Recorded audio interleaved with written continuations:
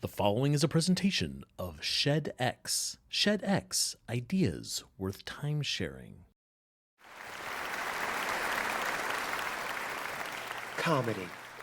People have been telling jokes to each other for as long as people have been capable of communicating.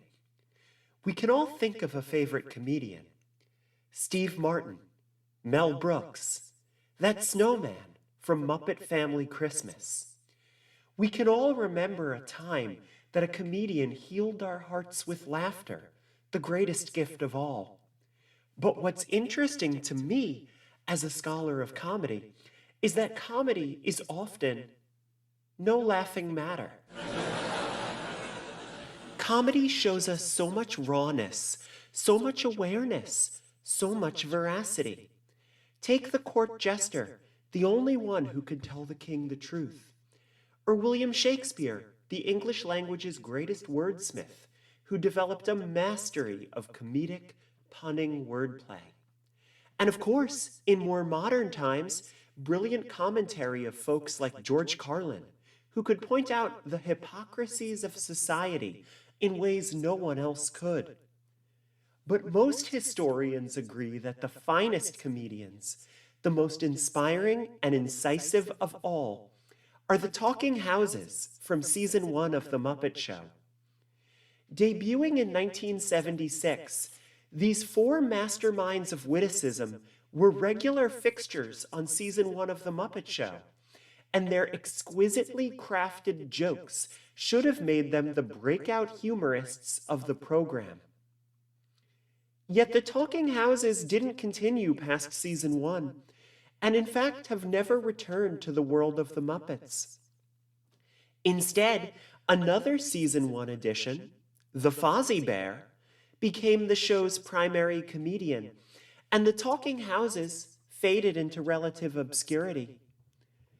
When you ask Muppet fans why the talking houses didn't last on the program, most will say that they weren't funny. Muppet fans are so uncultured sometimes. The talking houses aren't funny? Sure, you're allowed to say that.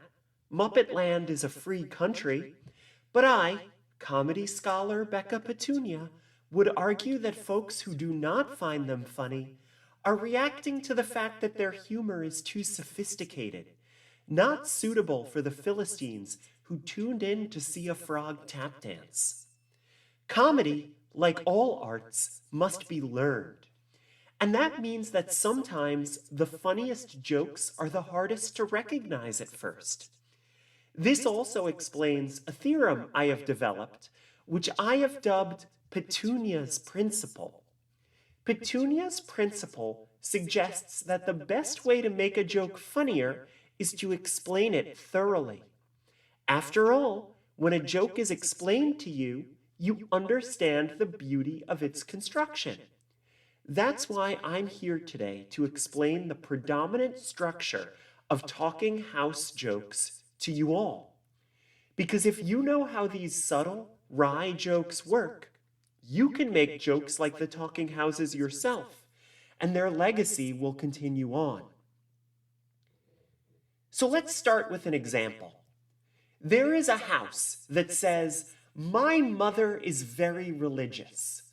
Another house says, "She's a fanatic."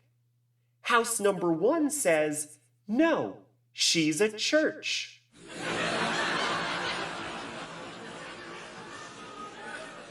Here's another example. One house says, "My youngest boy is very interested in medicine." A neighboring house says, "He's a doctor?" The previous house says, "No, a hospital."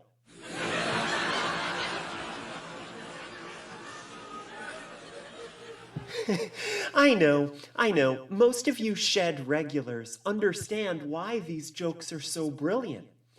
But the Muppet fans that this is being simulcast to may not understand the subtleties of their construction. So let's break down these masterfully crafted bits of comedy. First, the setup. To set up a talking houses joke, the first step is to be a house.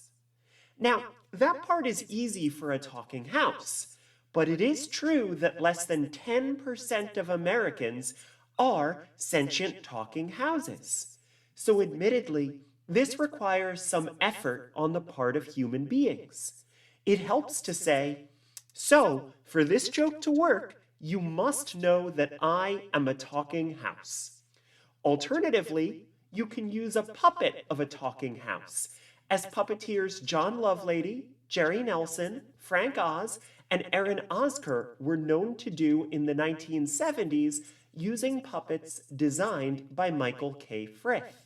Some people worry that this is cultural appropriation, to say that one is a house when one isn't.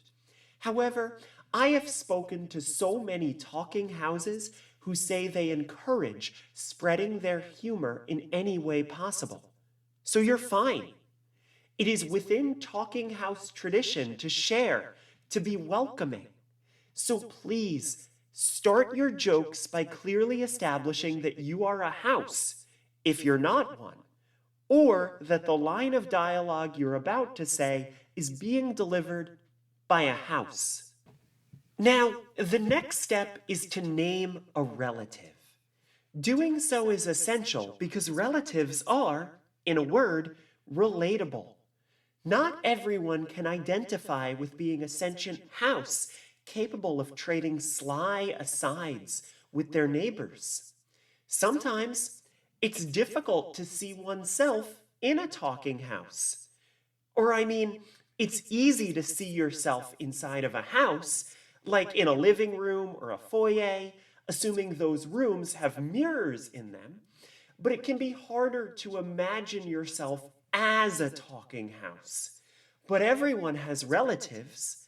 Therefore, by naming a relative, you instantly feel like you could be a talking house too. Now, once you've established that you are a talking house with a relative, you need to establish that your relative does something or has a certain trait. It helps if that characteristic feels genuine. For example, real people are often religious or interested in medicine. So it makes sense to say that your relative is religious or interested in medicine. It makes less sense to say something like, my nephew is a colorless green idea who sleeps furiously. People do not empathize with that lifestyle. This ruins the talking house joke. The third step is to have a friend, preferably one who is also a talking house, respond by asking an obvious question about your relative's identity. So, for instance, if you hear about someone's religious relative, it might make sense to ask whether she is a fanatic. If your relative is interested in medicine, it might make sense that he is a doctor. If you don't have a friend, you can simply establish verbally that you are a different talking house for this part of the joke. This is also where the difficulties of writing a talking house joke come in. It might seem appropriate for a friend to respond, oh, your religious relative? Is he a church? But that isn't funny, you see. The second line needs to assume that your relative is a human being, as statistically, most people are human beings. If you assume their relative is another talking house, the joke doesn't work.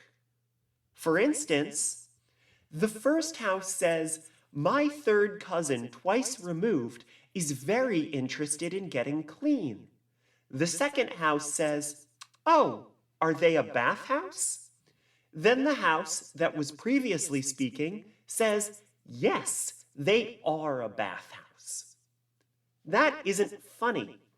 It's important to suggest the more statistically probable answer first, so that the reveal that the relative is also a talking house can be an unexpected surprise.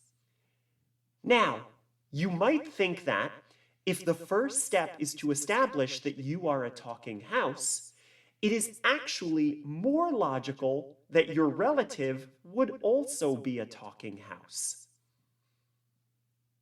No. Last, it is time for the punchline. In the punchline, the initial speaker must correct the second speaker, identifying that their relative is also a talking house. Specifically, their relative must be the type of building where the aforementioned action or trait is likely to take place. The joke will not work if you do not use a specific type of building in the punchline. For instance, a talking house says, "My brother's boyfriend's grandfather likes orchestral music." A different house, who is also sentient and capable of speech, says, "Oh, is he an oboe player?" The talking house who initiates the conversation says, "No, he is a talking house." That doesn't work. There's the rough structure of a joke, but it lacks specificity, and specificity is the soul of wit. Try something like this instead. There was a talking house who said, "My nephew has a gardener whose gender-fluid child enjoys video games." And a second talking house said, "Oh, are they a video game player?" So then the initial talking house replied, "No, they are an arcade." Did you see how I did that? Amazing, right? Now you understand how the joke is structured, and with a full awareness of these jokes' nuances, you can laugh just as hard as us comedic scholars at Shed X. A relatable setup, one's expectations being established and then subverted. Subverted, of course, by the fact that houses can talk. Also, the joke has houses that talk. You're laughing. You understand it now. Now, please, on behalf of all talking houses, go forth into the world and tell jokes as wonderful as these. Thank you.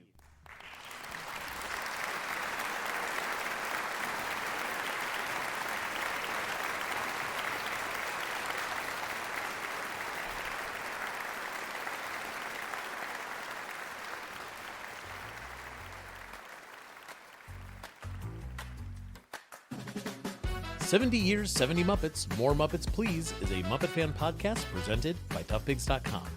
Hosted by a myriad of people and edited by them as well. Produced by Joe Hennis.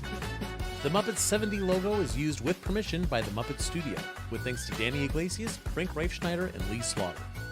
Don't forget to follow toughpigs.com on all social media platforms, and you can support us by heading to patreon.com/toughpigs or by buying merchandise at tpublic.com/toughpigs.